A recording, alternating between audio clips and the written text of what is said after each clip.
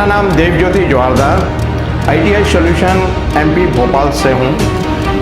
और यदि आप हमारे साथ जुड़ना चाहते हैं और आप अपने प्रोजेक्ट के संबंध में यदि किसी प्रकार की कोई सलाह चाहते हैं तो हमारे द्वारा नीचे दिए गए इस वेबसाइट पे संपर्क करें, तो हम आपको आपके संबंधित प्रोजेक्ट के बारे में संपूर्ण सलाह देने के लिए तैयार हैं। अब जैसे कि आपने किसी एक संबंधित विषय के ऊपर अपना रिक्वेस्ट यानी आपने डाला है कि आपने चाहा है कि हम किसी एक विषय के ऊपर या एक फील्ड के ऊपर आपको हमसे सलाह चाहिए, मसलन मान लेते हैं फार्मेसी के लिए।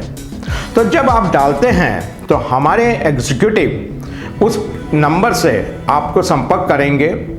उसके बाद जो मेन कोऑर्डिनेटर होते हैं, जो इस फील्ड के स्पेशलिस्ट होते हैं, जानकार होते हैं, विशेषज्ञ होते हैं, वो आपसे संपर्क करेंगे, आपसे प्रश्नोत्तर करेंगे, आपसे सवाल जवाब करेंगे। उसके बाद हम आपको एक इंट्रोडक्शन लेटर भेजते हैं जिसमें हम लोग कहते हैं कि हम लोग आपके यहाँ आके साइट विजिट करेंगे। अब साइट विजिट क्यों आवश्यक है, इसके बारे में थोड़े से बारे में बता देता हूं। क्योंकि साइट विजिट करने के पश्चात हमारा कोऑर्डिनेटर जो भी होते हैं वो ये चीज़ का मूल्यांकन कर लेते हैं कि आपके पास क्या अधोसंरचना यानी इंफ्रास्ट्रक्चर की उपलब्धि, आपके दस्तावेज की जांच हो जाती है, आपके से फाइनेंस बजट, उसके बारे में हम लोग विस्तार पूर्वक आपको सारी चीज़ें बता देते हैं। उसके होने के पश्चात एक MOU यानी मेमोरेंडम ऑफ अंडरस्टैंडिंग यानी आपसे समझौता तय होता है कि हम आपके लिए क्या क्या कार्य करेंगे, कैसे करेंगे। ये चीज़ एक है कि हम यदि आपसे जुड़ते हैं तो हम डे 1 से लेके यानी प्रथम दिन से लेके उस प्रोजेक्ट के कंप्लीशन तक हम आपके साथ रहेंगे।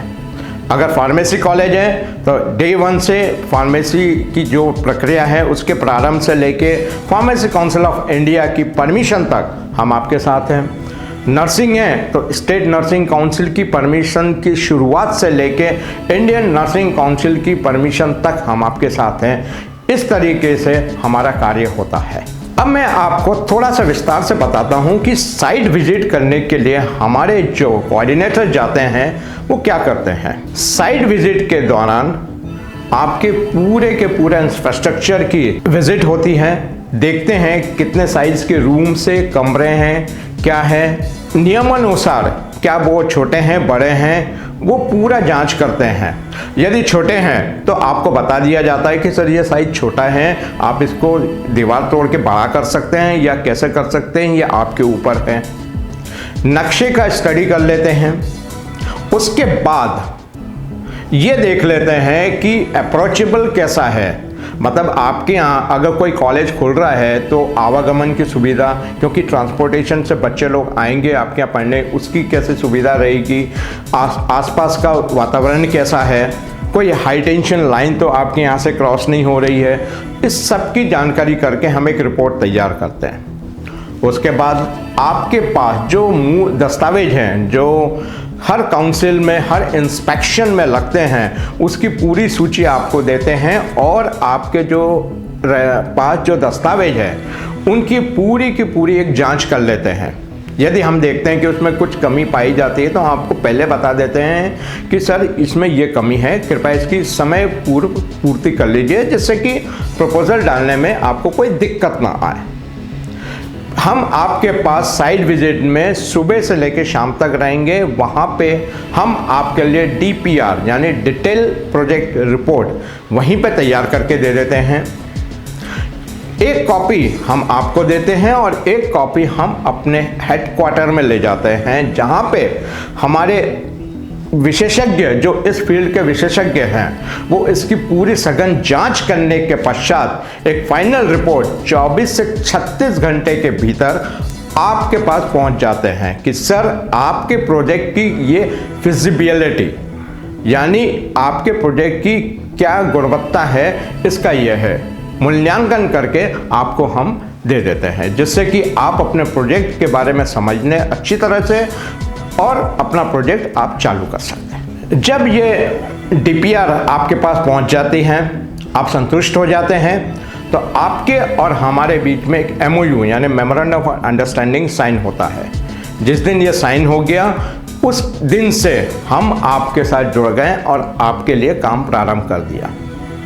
हमारी एक विशेषता, we are specialist in one thing. एक कंसल्टेंट जो होते हैं वो अपना काम खुद करते हैं, यानी वो कार्य किसी को बताते नहीं है, लेकिन हम लोग ऐसा नहीं करते।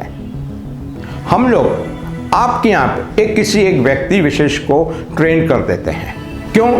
क्योंकि देखिए, हम तो आपके साथ परमिशन तक है, उसके बाद तो कॉलेज आपको चलाना है। तो आप कितनी बार हमसे संपर्क करेंगे, क्योंकि जितनी बार संपर्क करेंगे उस हिसाब से हम अपना कार्य करेंगे।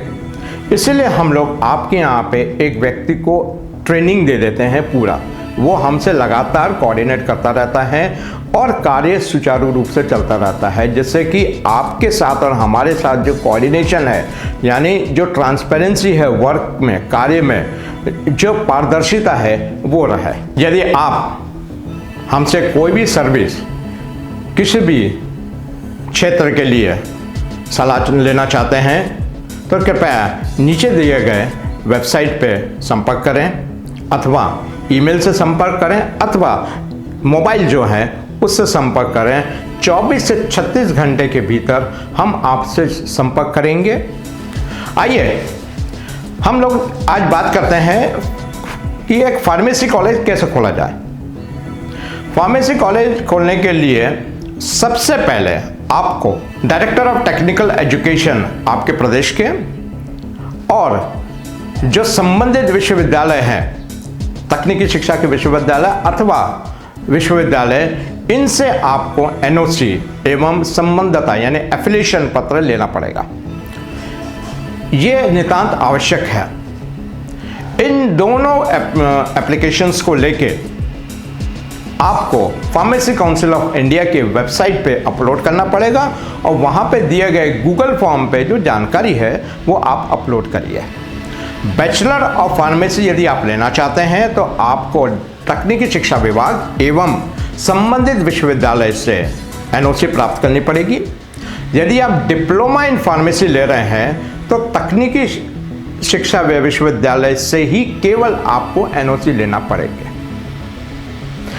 इसकी जो फीस है वो फार्मेसी काउंसिल ऑफ इंडिया की जो निर्धारित फीस है वो DD के रूप में जमा होगी, जिसकी छाया प्रति आपको अपलोड करनी पड़ेगी और पूरा फॉर्म अपलोड होने के पश्चात एक हार्ड कॉपी आपको फार्मेसी काउंसिल ऑफ इंडिया में जमा करना होगा। यदि आप फार्मेसी कॉलेज प्रारंभ करना चाहते हैं, इसके लिए जमीन की आवश्यकता 2 प्रकार की है, शहरी क्षेत्र एवं ग्रामीण क्षेत्र।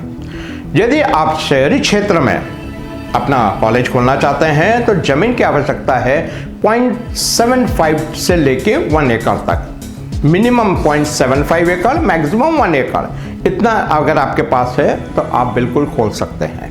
और अगर ग्रामीण क्षेत्र में है तो 2 से 2.5 एकड़ जमीन की आवश्यकता है। जमीन संबंधित ट्रस्ट सोसाइटी के अंतर्गत हो, व्यक्ति विशेष का ना हो। यदि आपके नाम पे है तो मेरा अनुरोध है कि आप इसको ट्रस्ट के उसमें कन्वर्ट कर दीजिए अथवा लीज दिलवा दीजिए। भवन के की उपलब्धता के लिए बैचलर ऑफ फार्मेसी के लिए 2600 स्क्वायर मीटर और डिप्लोमा इन फार्मेसी के लिए है 1160 स्क्वायर मीटर की आवश्यकता है। स्टाफ फैकल्टी जो फार्मेसी काउंसिल ऑफ इंडिया के नॉर्म्स हैं उसके हिसाब से ही आपको सारी चीज़ें डिटेल में जानकारी देनी होगी। जो दस्तावेज आप संलग्न करेंगे उनमें प्रमुख होगा समिति अथवा ट्रस्ट की रजिस्ट्रेशन सर्टिफिकेट, बायलॉज, समिति या ट्रस्ट का एक रेजोल्यूशन कि आप फार्मेसी कॉलेज प्रारंभ करना चाहते हैं, 3 साल का बैलेंस शीट समिति या ट्रस्ट का, जमीन के दस्तावेज, भवन का नक्शा जो संबंधित अधिकारी द्वारा प्रमाणित एवं आर्किटेक्ट के द्वारा प्रमाणित हो, भवन क्लियरेंस सर्टिफिकेट, भवन बनाने का सर्टिफिकेट, उसके बाद है लिस्ट ऑफ फैकल्टी आपके प्रिंसिपल से लेके जो स्टाफ है एज पर फार्मेसी काउंसिल ऑफ इंडिया के नॉर्म्स के अनुरूप पुस्तकों की सूची, जर्नल्स की सूची एवं उपकरणों की सूची। पुस्तक, जर्नल्स, उपकरणों की सूची आपको फार्मेसी काउंसिल ऑफ इंडिया की वेबसाइट पे अवेलेबल है, आप देख लीजिए। यदि आप फार्मेसी कॉलेज प्रारंभ करना चाहते हैं तो कृपया नीचे दिए गए हैं वेबसाइट पे हमें संपर्क करें, दिए गए ईमेल अथवा मोबाइल नंबर पर संपर्क करें। हमारे कोऑर्डिनेटर 24 से 36 घंटे के अंदर आपसे संपर्क करेंगे और आपकी जो क्वेरी है उसका सलूशन निकाल के आपको दे देंगे। अब हम बात करते हैं आज नर्सिंग कॉलेज प्रारंभ करने के लिए। नर्सिंग कॉलेज प्रारंभ करने के लिए मैं अभी आपको 4 मूलभूत अति आवश्यक चीज़ों के बारे में सबसे पहले बता देता हूँ। सबसे पहले होगा ट्रस्ट, सोसाइटी या कंपनी। यही 3 संस्था एक नर्सिंग कॉलेज खोल सकती है, व्यक्ति विशेष नर्सिंग कॉलेज नहीं खोल सकता है। दूसरा, जमीन की आवश्यकता। इसमें थोड़ा सा कंफ्यूजन कई जगह पे है। इंडियन नर्सिंग काउंसिल के अनुरूप जमीन की उपलब्धता पे शिथिल कर दिया गया है, लेकिन कई राज्य इसको अभी भी कंसीडर करते हैं।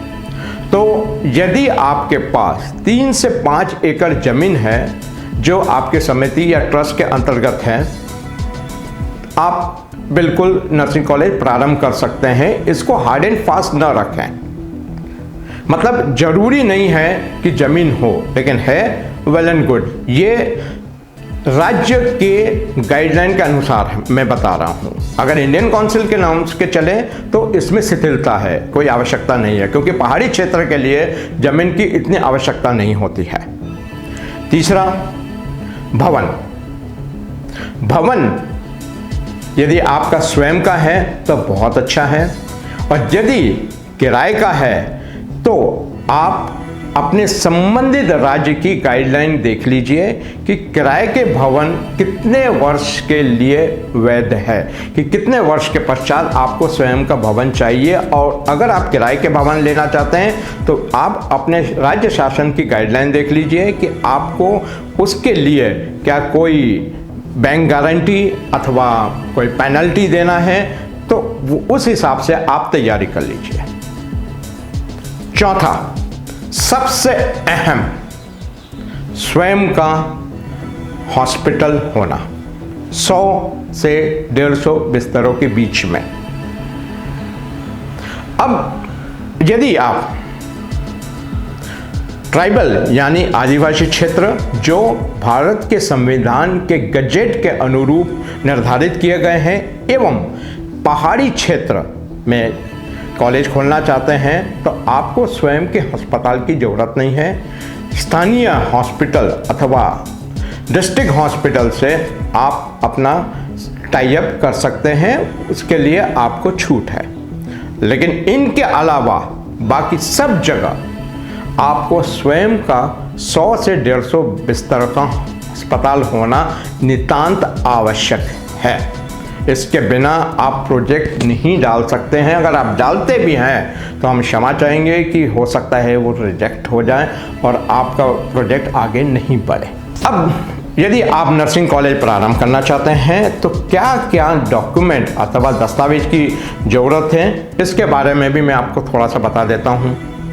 सबसे पहले आएगा वही सोसाइटी के बायलॉज, सोसाइटी का रजिस्ट्रेशन, समिति की सदस्यों की जानकारी, 3 साल की बैलेंस शीट समिति या ट्रस्ट की, 3 साल का इनकम टैक्स रिटर्न समिति या ट्रस्ट का, भूमि यदि है आपका तो भूमि का पूरी जानकारी, भवन निर्माण प्रमाण पत्र, भवन निर्माण अनुमति प्रमाण पत्र, आर्किटेक्ट का सर्टिफिकेट कि भवन नियमानुसार बनाया गया है, हॉस्पिटल अस्पताल का जानकारी, उसकी एनओसी, उसका रजिस्ट्रेशन सर्टिफिकेट एवं BMW बायोमेडिकल वेस्ट का सर्टिफिकेट होना अति आवश्यक है। उसके बाद आ जाता है स्टाफ की डिटेल्स आ जाती है, पुस्तक उपकरणों की सूची, हॉस्टल और बस ये आप रेंट पे बिल्कुल ले सकते हैं, इसमें कोई रोक नहीं है। इनका एग्रीमेंट लगेगा, हॉस्टल का एग्रीमेंट लगा दीजिए। और यदि आप हॉस्टल का नक्शा भी अगर अवेलेबल है आपके पास तो बिल्कुल लगा दीजिए।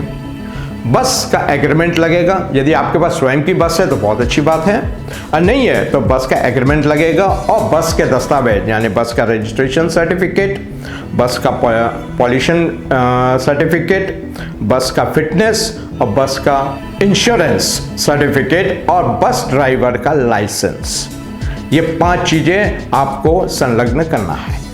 भवन के बारे में मैं थोड़ा सा आपको बता देता हूँ, क्योंकि उसमें कई लोग मुझसे प्रश्न करते हैं। यदि आप A&M प्रारंभ करना चाहते हैं तो 10,060 स्क्वायर फीट का भवन होना चाहिए। GNM प्रारंभ करना चाहते हैं तो 20,000 स्क्वायर फीट का, और BSc नर्सिंग चालू करना चाहते हैं तो 23,720 स्क्वायर फीट का भवन होना चाहिए। लेकिन एक बात का ध्यान रखिए, ये गाइडलाइन में जो दी गई है ये आपको कमरों लैब की साइज दी गई है, इसमें आपको 10% यानी 10% बढ़ाना है, जिसे हम लोग एमिनिटी एरिया कहते हैं। जैसे कि बरामदा हुआ, सीढ़ी हुई, कॉरिडोर्स हुए, ये जुड़ेंगे। यानी अगर 20,000 स्क्वायर फीट है तो आपको कंस्ट्रक्शन 22,000 स्क्वायर फीट का करना है। कई जगह कई लोगों ने मुझे प्रश्न किया कि सर आप 22,000 स्क्वायर फीट क्यों बोलते हैं, 20,000 लिखा हुआ। तो मैं बताता हूँ भाई साहब, आप सीढ़ी नहीं दोगे, बरामदा नहीं दोगे चलने के लिए, क्या एक कमरे से घुस के दूसरे कमरे में जाता रहेगा? इसीलिए अगर 20,000 है तो वो 22,000 हो गया, 10,060 है तो वो 11,000 हो जाएगा, 23,720 है तो ये हो जाएगा 25,000 स्क्वायर फीट। अगर आप 2 कोर्स एक साथ ले रहे हैं, मान लेते GNM BSc आप साथ में ले रहे हैं, तो आपका जो बिल्टअप एरिया होगा वो लगभग 26,000 स्क्वायर फीट होगा, क्योंकि लैब जो है वो कॉमन हो जाती है, खाली क्लासरूम आपके पड़ते हैं, और लाइब्रेरी की साइज और एक आध क्लासरूम की साइज आपकी थोड़ी घट बढ़ सकती है। अब मैं आपको ये एक अनुरोध है हम लोगों का आपसे, जब आप हमारी वेबसाइट पे विजिट करेंगे और अपनी क्वेरी यानी अपनी जिज्ञासा आप हमें भेजेंगे, तो हमें आपसे एक छोटा सा अनुरोध है कि जिस संस्था, जिस क्षेत्र के लिए आप हमसे सलाह लेना चाहते हैं, कृपया उसके बारे में स्पष्ट रूप से लिख दीजिए। कई लोग लिखते हैं कि मुझे फलाना कॉलेज प्रारंभ करना है। जब हमारे कोऑर्डिनेटर उस विशेषज्ञ आपसे कोऑर्डिनेट करते हैं तो पता चलता है कि आप कह रहे हैं कि नहीं मुझे ये कॉलेज नहीं, मुझे वो वाला कॉलेज खोलना था, तो फिर हमारे वो कोऑर्डिनेटर आपसे संपर्क करेंगे। तो इसमें समय चला जाता है, हमारा भी और आपका भी। मेरा अनुरोध है कि आप जो कॉलेज, जो विषय के कॉलेज आप प्रारंभ करना चाहते हैं उसके बारे में स्पष्ट रूप से लिखिए। नर्सिंग हो, मेडिकल हो, लॉ हो, फार्मेसी हो, पैरामेडिकल हो, इंजीनियरिंग हो, आर्किटेक्ट कॉलेज हो, आप स्पष्ट रूप से लिखिए कि ये कॉलेज मुझे प्रारंभ करना है। तो हमारे विशेषज्ञ आपसे तत्काल 24 से 36 घंटे के अंदर संपर्क करके आपकी जो क्वेरी है उसका निवारण करेंगे। नमस्कार।